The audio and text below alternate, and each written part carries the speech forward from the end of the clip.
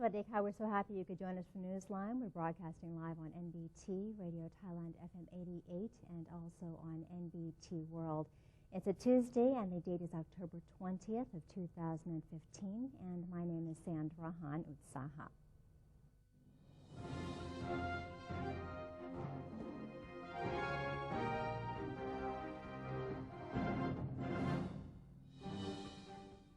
Welcome to today's segment of Thailand Moves Forward. In our first story, Prime Minister General Prayut Chan-o-cha has commended the Thai fishermen who saved a Norwegian couple from sinking mud in the Krabi River.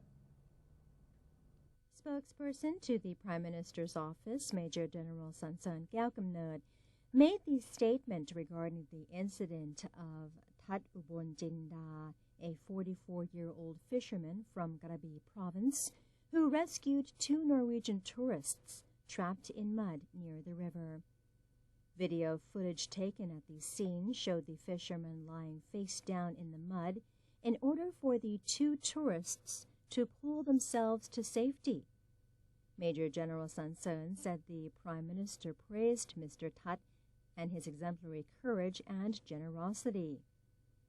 According to the spokesperson, General Prayut said the incident demonstrates the unique generosity of the Thai people, renowned for their smile and hospitality.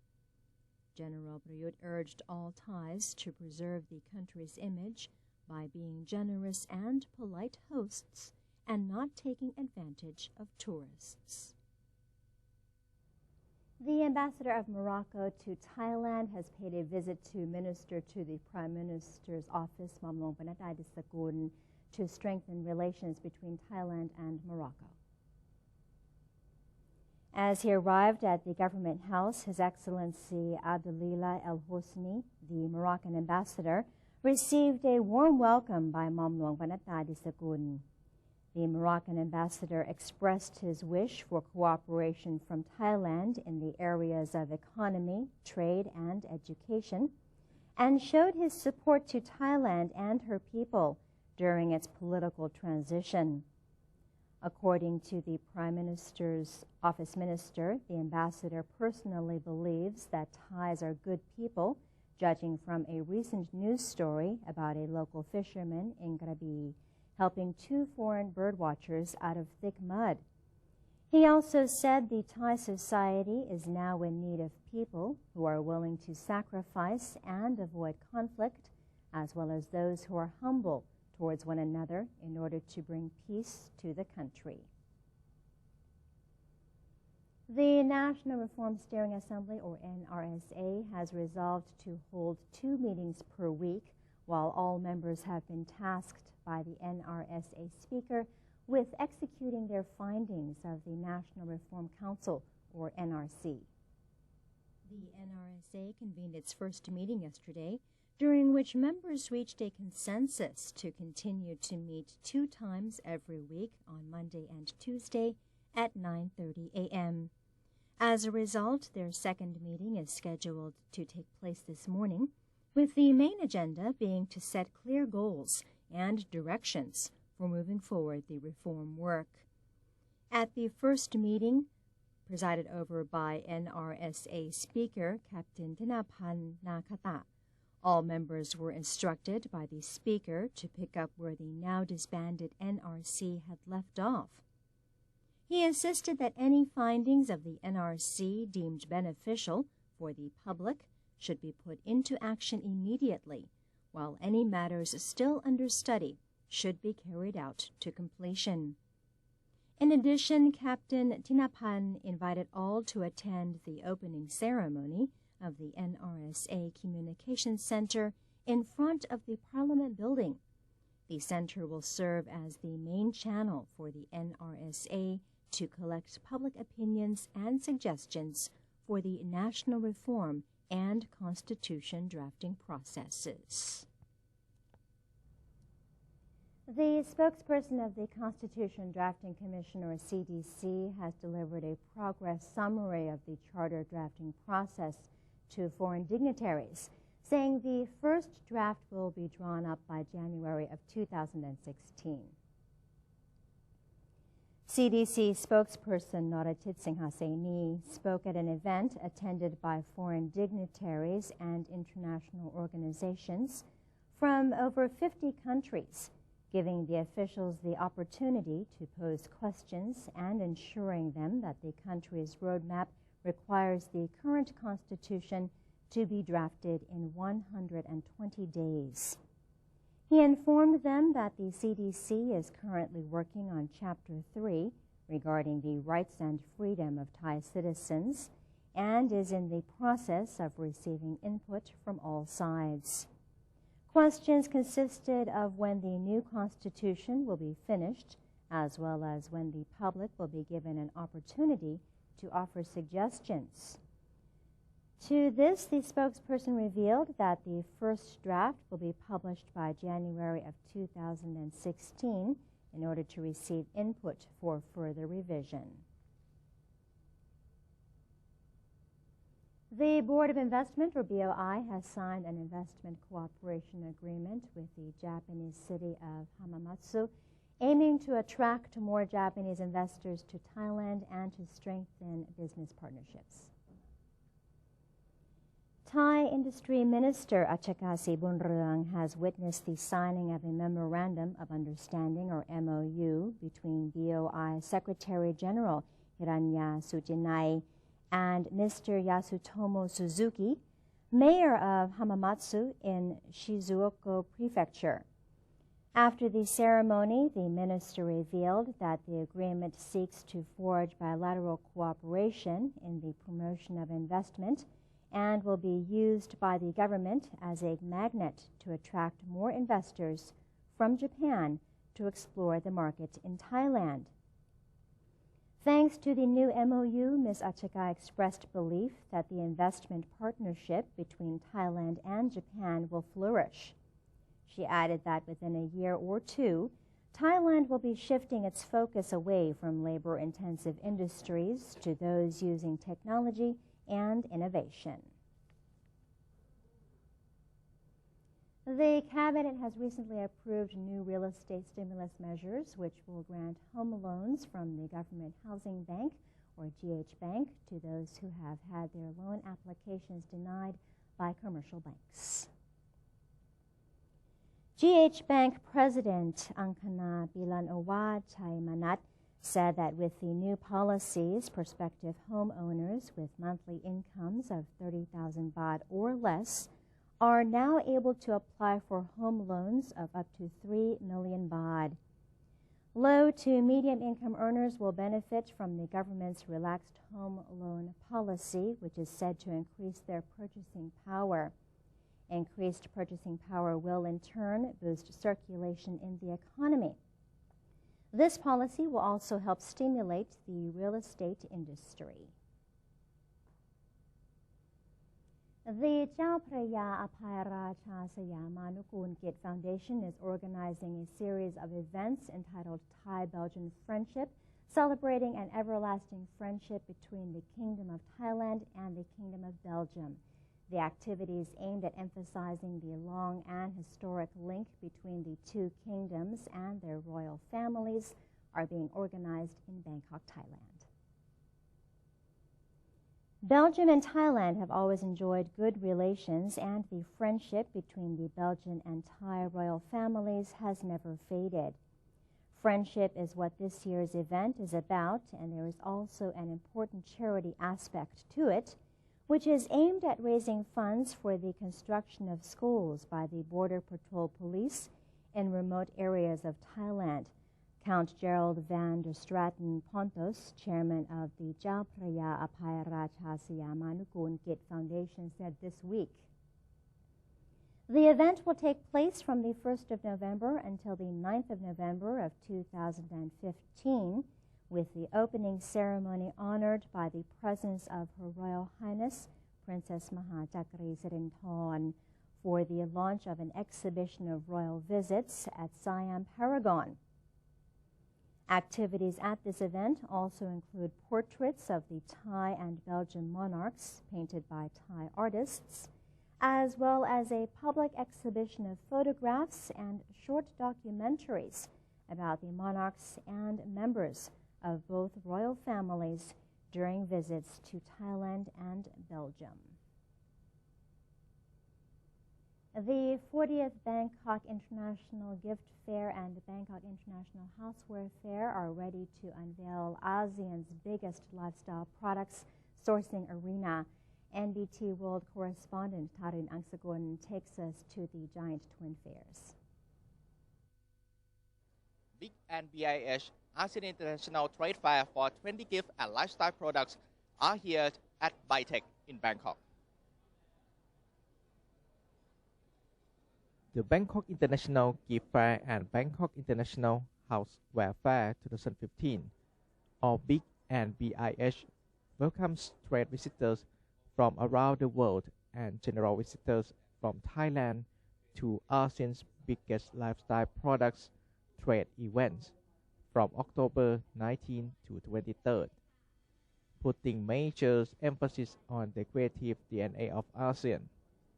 This latest exhibition by Big and BIH is being held on the concept of ASEAN Life Plus Style, where the creation of lifestyle products in refreshing eco-friendly designs is being celebrated. Deputy Minister of Commerce gives us more details. This is one of the events that now I think is one of the a big event in not just in Thailand but also in this region. And I think every year we have two major themes. This is the theme for this is October 1, and we also have the April 1. And the April 1, I think most of the the purpose is to serve the the buyer in the Christmas event or in the winter event. And this is maybe for the beginning of next year.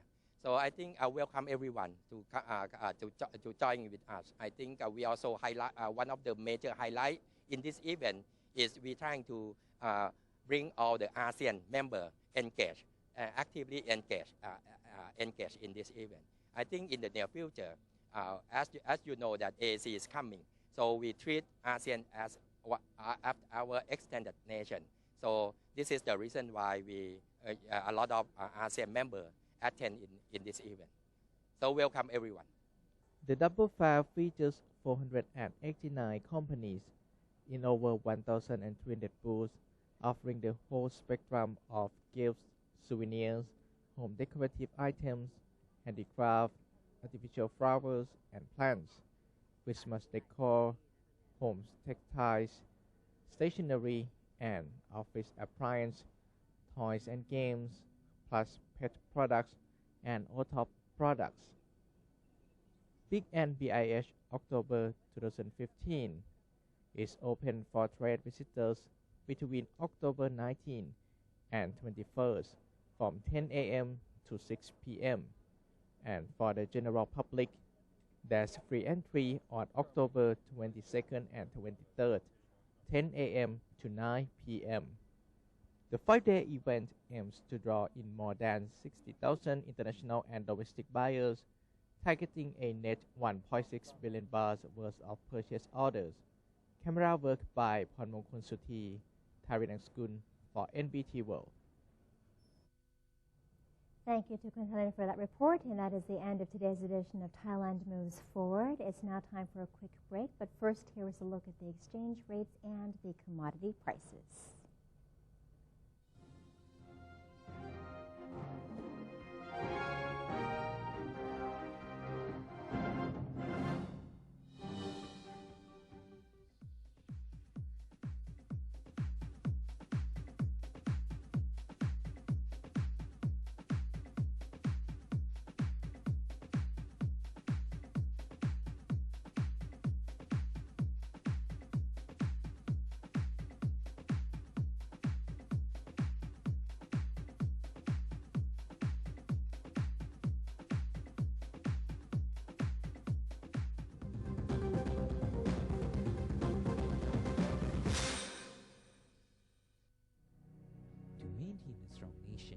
Thailand is promoting 12 core values for the good of the people.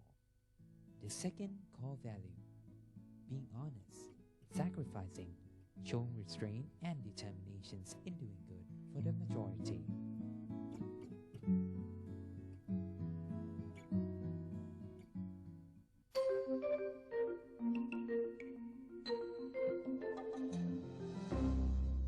ASEAN socio-cultural community. Due to recurring natural disasters in the ASEAN region, the ASEAN Committee on Disaster Management has become the main authority to coordinate emergency help during disasters. Moreover, there is background of cooperation in terms of environmental sustainability and restoration of natural forest land to reduce the impact of disasters. One vision, one identity, one community. ASEAN Economic Community. Having the same hopes and mutual intentions to create sustainable growth and permanent economic progress within the framework of the ASEAN Comprehensive Investment Agreement.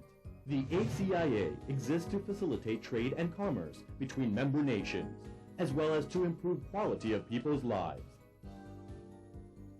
One vision, one identity, one community.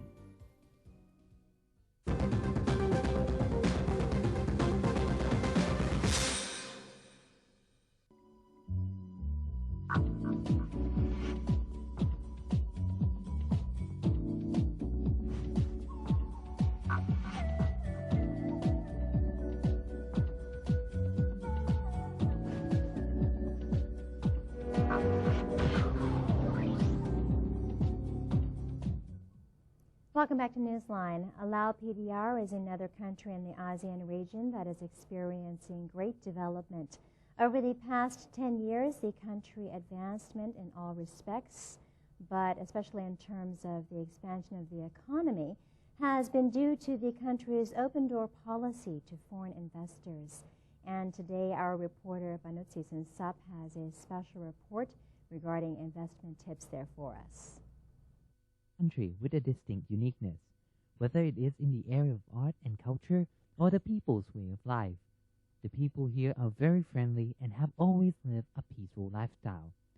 From the year 2000 onward, there has been many changes in Laos, with the emergence of urbanization and a business-oriented society. The interesting thing here is that the country has been able to adapt really well to the changes, and it is now forging ahead in its development. Having advanced in every field within a few decades, the country has enticed many foreign investors to seek business opportunities here. Today, what we can see clearly is the expansion of malls and factories within the special economic zones, which is beneficial for Thais, because these zones are quite close to the Thai border, and transportation of goods to these areas will be much more convenient than importing them from China or Vietnam. Representatives from the Young Entrepreneurs Association of Laos revealed that Laos has an abundant supply of natural resources, as well as many natural tourism destinations. This means opportunities for the service industry to grow. The cost of labor here is also lower than in Thailand. All this has encouraged many investors to move their production base to Laos, and more are expected to come. Laos is a country with ample natural resources, and there are measures to preserve them. Any tourism-related businesses entering Laos can expect a great response. In the service sector, hotel operators will find good opportunities, while the labor cost here is considered low. Foreign investors moving their production base to Laos will help them to expand the sector. Business owners who would like to invest in Laos should study the market potential, the preferred consumption behavior, as well as the law and regulations well, before making the investment here. The first thing that I would like potential investors to do is to thoroughly study the basic information of the country first, and then come and see the market for themselves. And you should invest in business that you are an expert in. Investment in Laos doesn't seem to be a difficult task, because the Laotian government opens its door to foreign investors and is developing the infrastructure and its major cities to be modernized while retaining the unique local lifestyle in all aspects of their lives. I'm Benosi Sinsap for NBT World in Vientiane, Laos.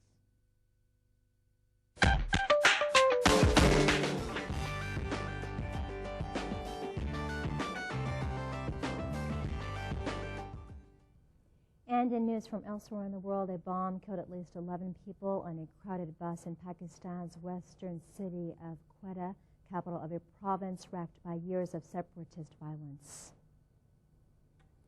Police official Abdul Wahid Khatak said on Monday the bomb exploded as the bus was bound for the city suburbs, carrying dozens of passengers home from work. Balochistan Chief Minister Abdul Malik said at least 21 people were injured and a state of emergency had been declared at the city's hospitals. No group immediately claimed responsibility for the attack. Balochistan province has seen almost a decade of separatist violence against government personnel and security forces, as well as non-Baluch ethnic groups. Security forces have in turn carried out a security crackdown that Baluch activists say has resulted in thousands of disappearances and hundreds of extrajudicial killings. The Colombian government announced that humanitarian agreements with leftist FARC rebels to search for more than 45,000 people who have disappeared over 50 years of war is an important step to reaching a peace agreement between the factions. The agreement reached late Saturday addresses a key issue at the negotiations, which reached a major breakthrough in September, when then two sides vowed to sign a deal by March. The two sides agreed to create a specialized unit to search for people who are considered disappeared, according to a joint statement between the government and the Revolutionary Armed Forces of Colombia, or the FARC. Colombia's Attorney General estimates 52,000 people have disappeared during Latin America's longest war, which has killed roughly 220,000 people and displaced millions. Victim groups say between 70,000 and 100,000 people may have gone missing. And that's all we have for you in this edition of Newsline. If you have any comments or suggestions, do feel free to email them to us at newsline.nbt@gmail.com. You can also follow us on Facebook by simply typing in NNT, and do check out our website at thainews.prd.go.th/en. We're going to say goodbye now with trolls from near and far gathering for a festival in Denmark. For Newsline, I'm Sandra Han. Have a spectacular day. Sawasdee ka.